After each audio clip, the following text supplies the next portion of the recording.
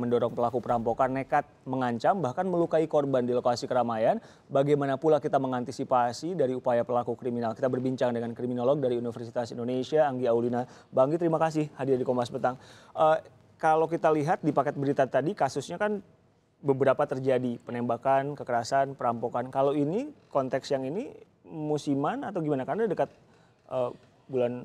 Iya betul, jadi memang terkadang ada tren kejahatan ya, kita mengatakannya seperti itu. Artinya ada pola kejahatan yang meningkat gitu dalam situasi tertentu.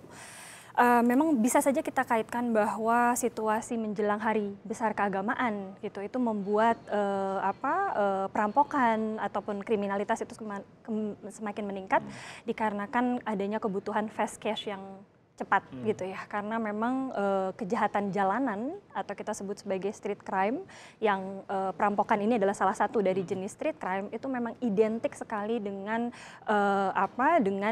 motivasi untuk mendapatkan uang atau fast cash dengan cepat. Kalau di Dan Mogot ini kan mengerikan, banyak warga di situ, siang bolong pelaku bawa senjata dan menembak hingga meninggal. Ya, jadi memang banyak modus ya yang digunakan dalam kelompok-kelompok kejahatan tertentu.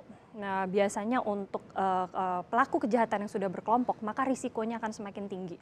Karena biasanya mereka akan menggunakan kekerasan yang awalnya mungkin hanya sekedar alat untuk mengancam gitu ya, apabila mereka harus bersinggungan langsung dengan korban, tapi bisa juga menjadi alat yang sangat fatal apabila dia melihat korban mencoba untuk melawan pelaku tersebut. Kalau gitu. Anda melihatnya ini ditembaknya kan di kepala. Ya. Dan itu mengerikan di depan umum, siang-siang, berarti berniat membunuh atau gimana? Ya, memang pada jenis kejahatan perampokan itu mereka biasanya dilakukan oleh habitual offender. Habitual offender itu kita klasifikasikan sebagai para pelaku yang memang sudah terbiasa gitu untuk melakukan jenis-jenis kejahatan dan sudah terbiasa dengan menggunakan alat atau senjata tajam gitu. Salah satunya yang sekarang digunakan adalah senjata api begitu. Dan penggunaan dari senjata tersebut seperti yang tadi saya bilang biasanya sifatnya situasional. Artinya dia melihat seberapa jauh sih percekcokan yang dia hadapi dengan korban tersebut begitu ya.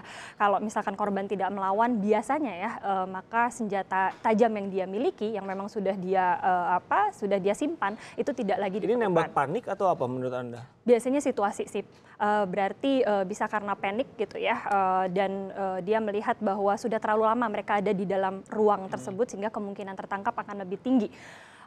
Para perampok jalanan itu biasanya memiliki logika bahwa saya harus bisa merampok secepat mungkin tanpa perlawanan dan harus bisa cepat kabur begitu. Ini kan diikutin berarti ya, orangnya, modusnya seperti apa? Trik mereka tuh seperti apa ketika sekarang bawa uang banyak orangnya, apa yang perlu kita waspadai selain tadi kalau polisi bilangnya harusnya dikawal dan lain-lain? Iya betul, memang gini ya, para pelaku kejahatan jalanan itu membaca aktivitas rutin atau pola rutin activity dari korban yang ingin dia sasar. Dan biasanya pola aktivitas rutin ini dimiliki tidak hanya oleh satu orang. Mengambil uang dalam jumlah banyak di bank, dalam situasi yang memang sedang mendekat hari-hari keagamaan, besar keagamaan. Kok dia tahu ya lagi bawa uang banyak? Berarti sudah ada di sana. Dan kebiasaan para perampok yang berkelompok itu memang sudah ada yang disebut sebagai spesialisasi ya, perampokan tertentu begitu. Salah satunya adalah mungkin spesialisasi mereka yang memang sudah mengamati kegiatan mengambil uang di dalam ATM. Dan saya rasa itu kan bukan pola satu orang ya gitu, hampir semua orang. Pelaku 4 orang ya, tapi maksud saya pola aktivitas rutin korban gitu yang mengambil uang di bank baik dalam jumlah banyak ataupun sedikit itu kan sudah banyak sekali gitu yang melakukan itu dan itu dibaca oleh para pelaku. Jadi sebenarnya kalau konteksnya peristiwa ini si pelaku itu maksud saya gini, ketika dia keluar dia oh ini orang bawa uang atau sebelumnya memang sudah diikuti berhari-hari sebelumnya atau gimana biasanya? Saya rasa itu kejadian pada hari itu ya, artinya hari itu aja, hari berarti itu dia random. Sangat random.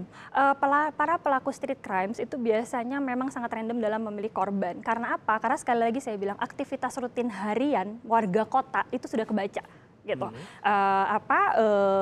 Bagaimana kebiasaan mereka mengambil uang, mentransfer uang, kemudian mereka akan lewat jalan mana, apa yang harus dilakukan agar mobil itu berhenti, yaitu salah satu modusnya dengan mengempesi misalkan bannya. Kayak tadi kempes ban. Betul. Nah itu kan semua sebenarnya ukuran kalkulasi rasional. Emang apa yang salah, apa yang kelihatan betul oleh para perampok ini ketika kita mengambil uang atau mentransfer uang?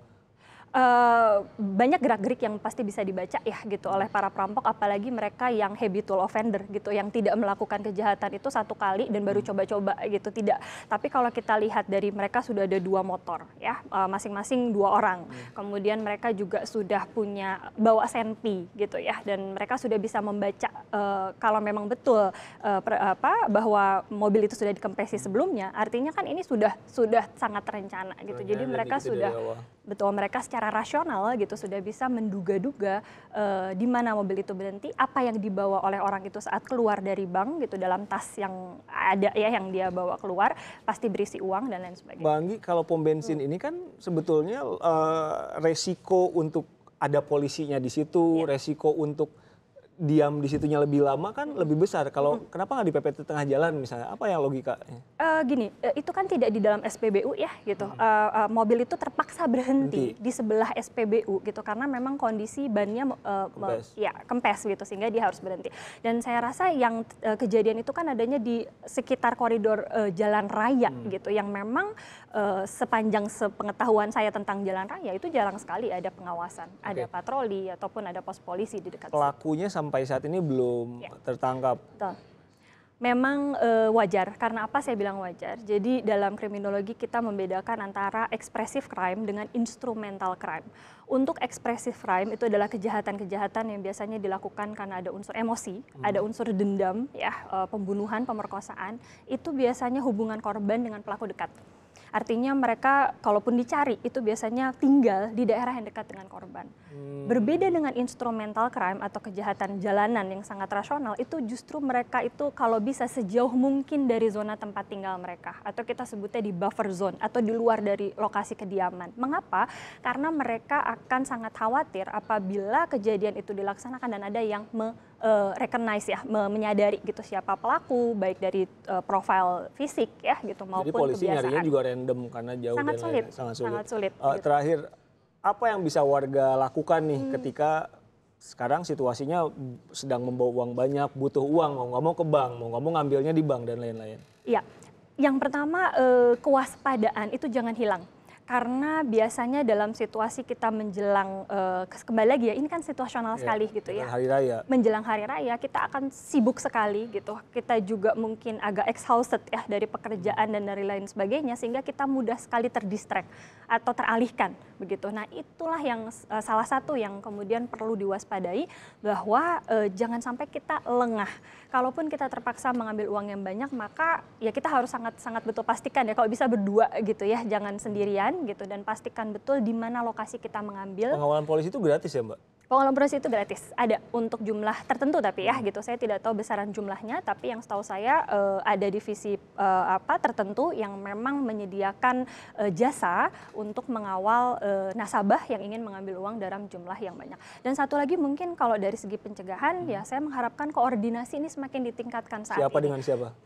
Tidak hanya secara formal yaitu pemerintah kota dengan kepolisian, tapi juga yang non formal. Siapa sih yang non formal? Non formal ini begini, koordinasi dengan semua usaha-usaha komersial ataupun bisnis itu kalau bisa ditingkatkan. Merekanya juga maksudnya ada petugas keamanan lebih gitu atau gimana? Iya, seharusnya sebetulnya mereka tidak bertanggung jawab untuk artinya untuk menjaga keamanan di luar dari lingkup